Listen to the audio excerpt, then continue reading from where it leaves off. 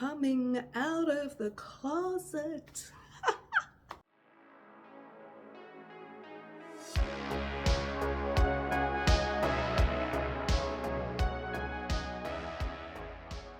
Hello, my lovely friends. Thank you so much for joining me.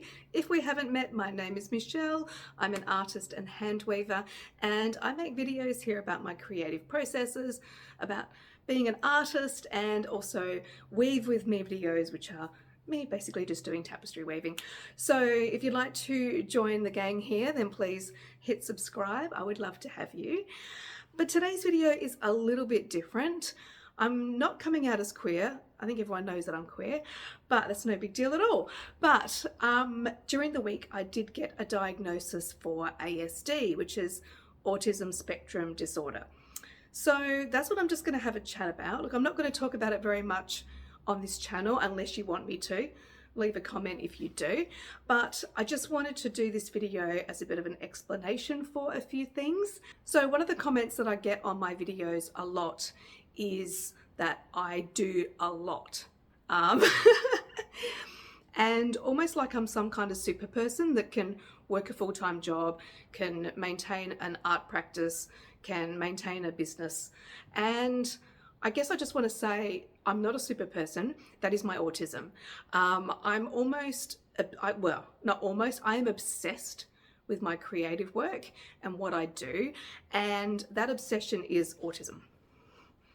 So I am just telling you that so that you don't feel like you have to squeeze in as much as I do, because when people say, how do you do all that? My reaction's normally, I just do. I don't know. Or people say, you work so hard. No, I don't. I just do what I want. I genuinely don't see myself as a hard worker.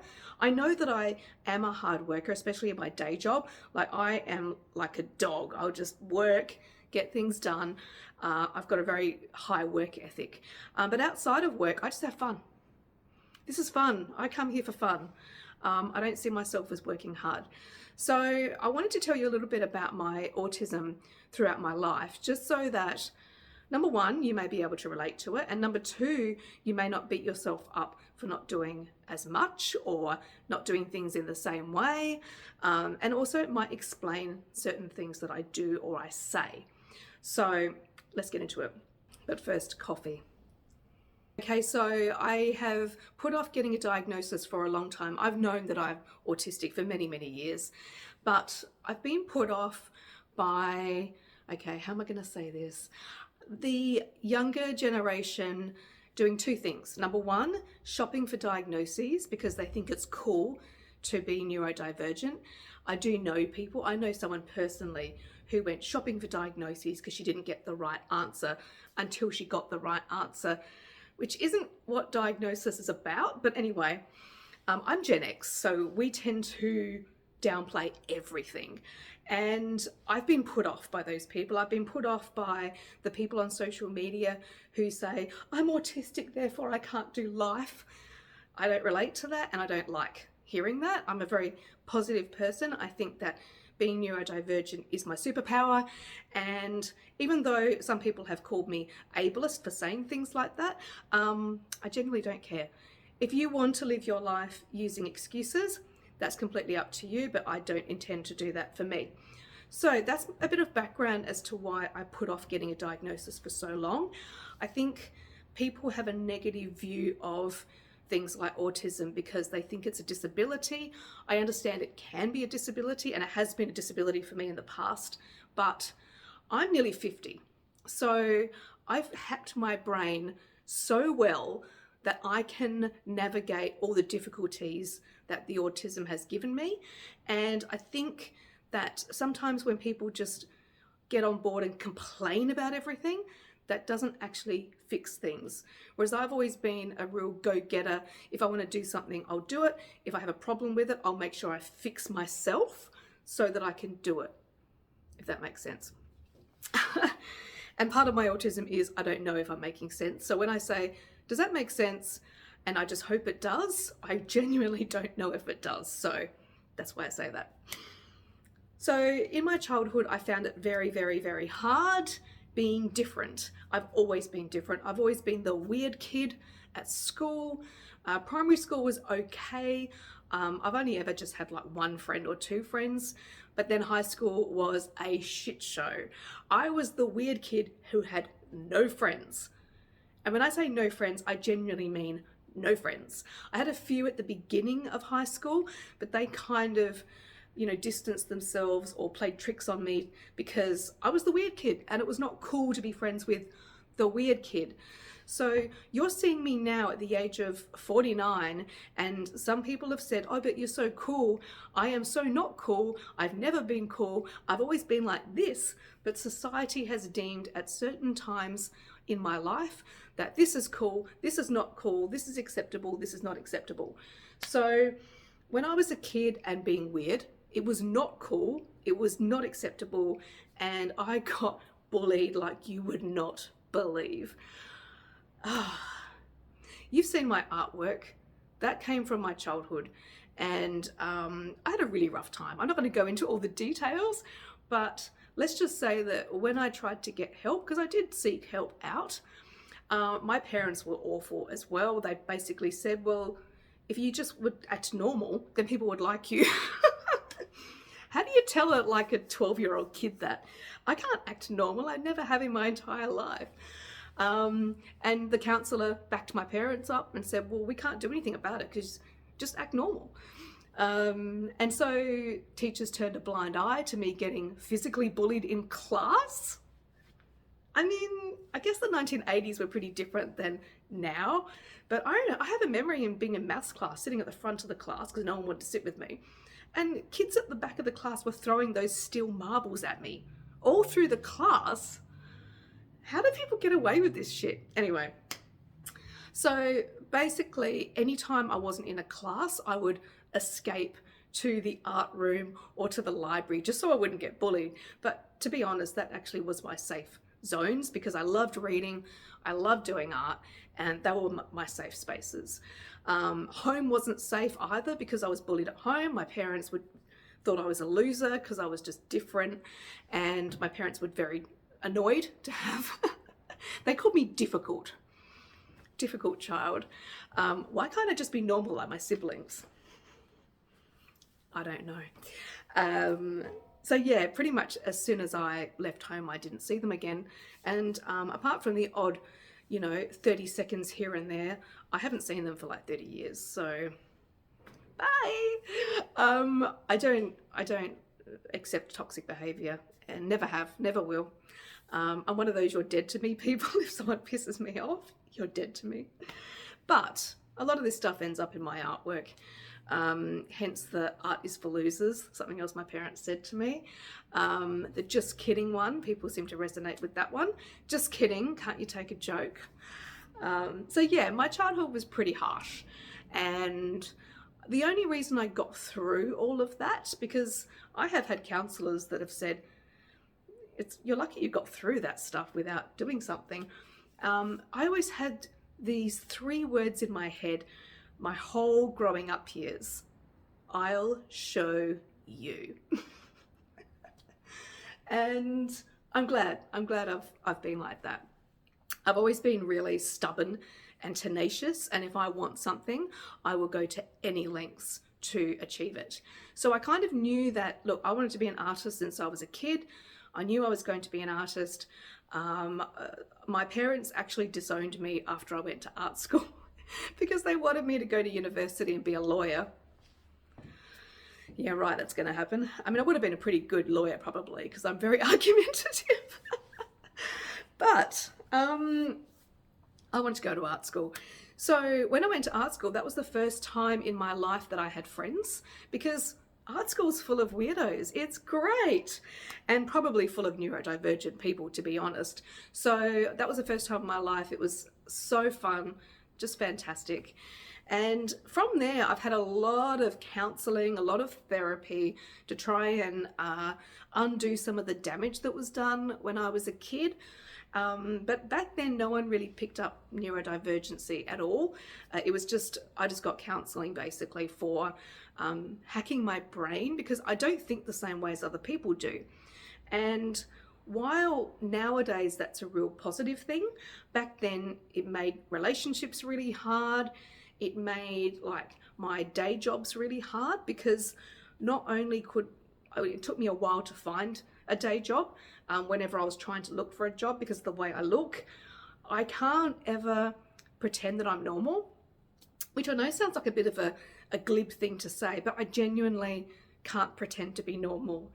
I can do social cues, like I can interview well, but everyone always knows that I'm still a bit odd or eccentric. And so the jobs that I've been in have been usually because they're looking for someone a bit different, or my skills have outweighed the fact that I don't fit in with the people who work there. I have had issues as well, which again, I know now are my autism.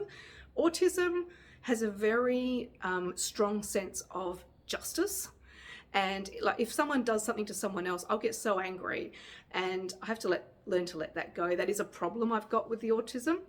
But I have been made redundant from a job before because I told them this is not legal. Like this is against the Credit Act, you know. And I kept bringing it up because I don't let things go. And when it was time to make someone redundant, it was me, because I was a troublemaker.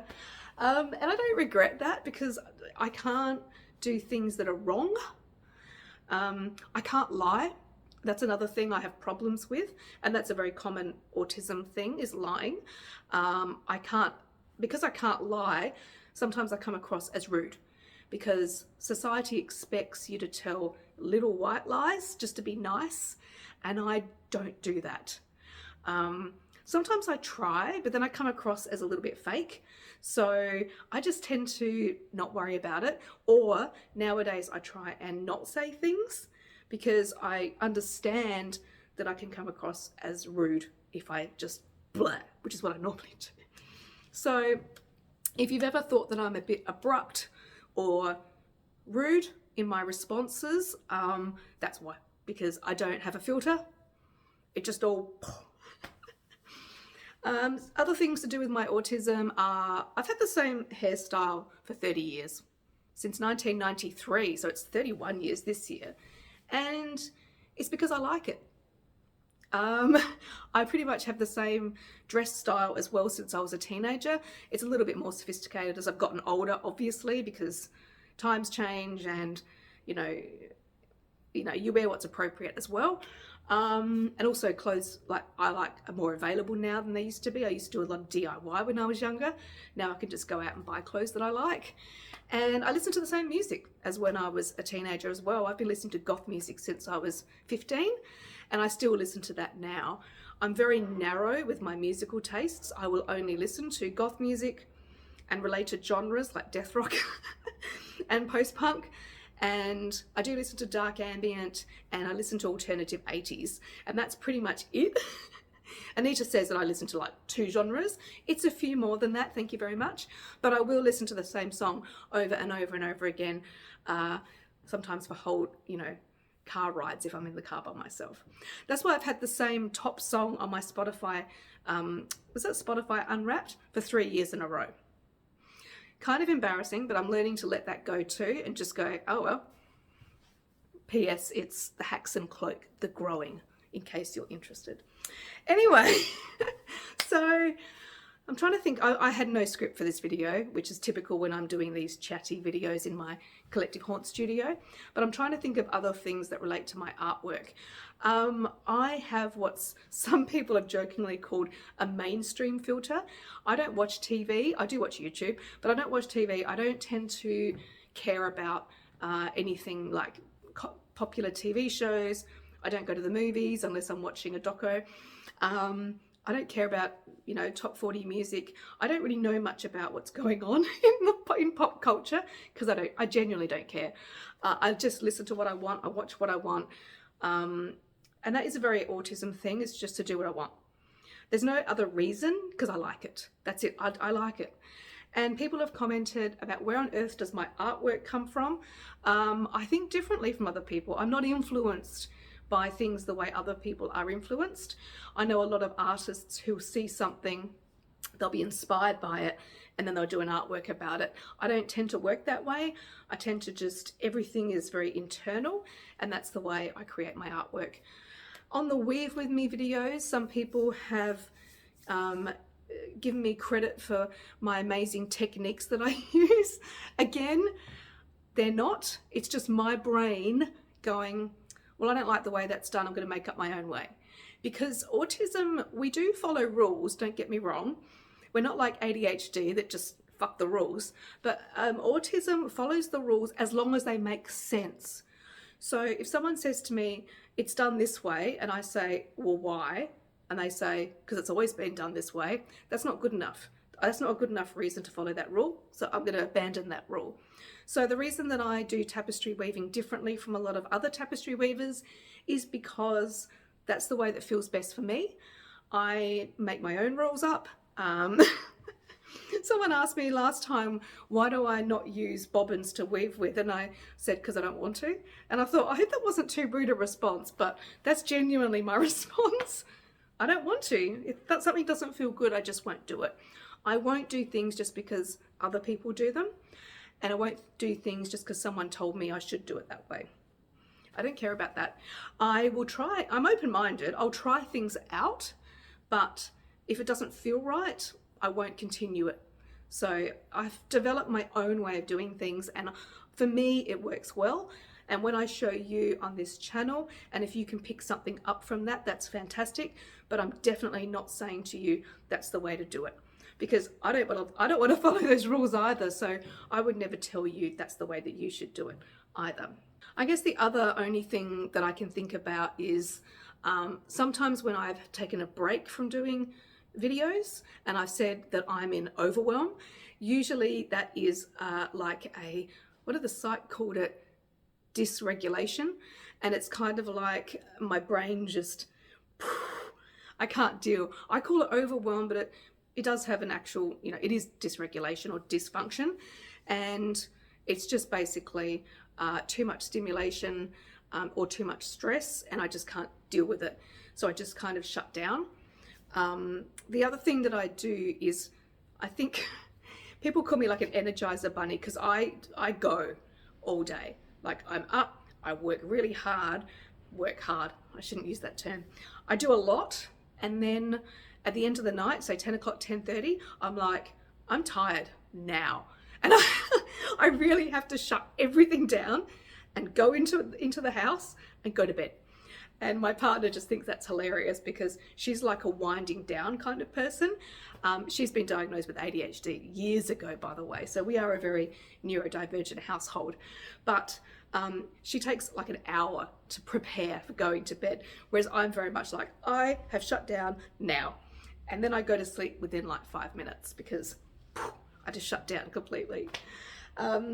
What else do I do? I tend to buy, like if I love a pair of pants, I buy like 3 pairs of them because I love them. So I want to make sure that I can still get them. Actually, the pants I'm wearing, just black jeans. I've got 4 pairs of them because they're comfortable. Finding comfortable clothes is tricky because everything annoys me. So I have to be very careful with what I wear and where I get it from. It has to feel right. So that's another thing. Look, I'm sure I can think of other things, and if I can think of other things that are relevant to this YouTube channel or to what I'm showing you, then I will put them in the comments. But apart from that, I think I've waffled on for nearly 20 minutes, so I think that's enough. Hopefully you've stayed with me and you're not completely bored, but don't worry, unless people request it, I won't really be talking about it much. I'm going to talk about it a little bit more on my Instagram page, so I will leave the address for my Instagram channel down here. It's just Threefold Designs. So I'm going to talk a few things about that because I do want to talk about positive autism. Like if you are autistic watching this and you think, well, I don't do as much as you, just know that I have hacked my brain because I am determined to, because I want to achieve certain things, and because I have made a real effort to develop myself so that these things don't get in my way. So even before having a formal diagnosis, I knew I was, so I knew there were things that I had to overcome that other people maybe don't have to overcome. On the other side of things, there are things that I can do that neurotypical people can't do. So the whole reason that I'm still working at being an artist, although the outside world might think I've failed because I've been trying for like 10, 20 years to be a full-time artist, I will keep trying to do that until the day I die because I am tenacious. I am like a dog. If I have my mind set on something, no one is stopping me from doing that, and I will do everything I can to do it. So I hope that has answered some questions. If you've got any other questions, please leave a comment. Leave a comment if you are also neurodivergent. In my Instagram, I had so many people message me saying, I am too. I seem to be surrounded by them. So nothing surprises me. Or at least the neurotypical people that I get along well with are people who are what we call allies. They tend to like weird people, which is great. So we love them.